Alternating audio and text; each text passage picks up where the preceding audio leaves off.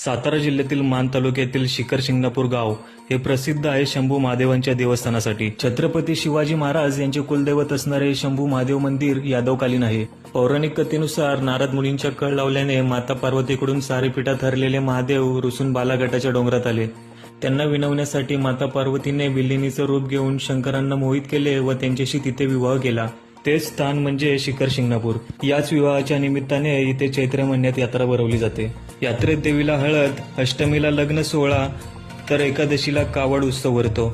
या सोहळ्यामध्ये शंभू महादेवाचे मंदिर व पातळबळी मंदिराच्या शिखराला पागोटा बांधला जातो आणि विशेष म्हणजे हा पागोटा पूर्ण हाताने विणलेला असतो। या यात्रेत कावड मिरवणूक म्हणजे मुख्य आकर्षण असते।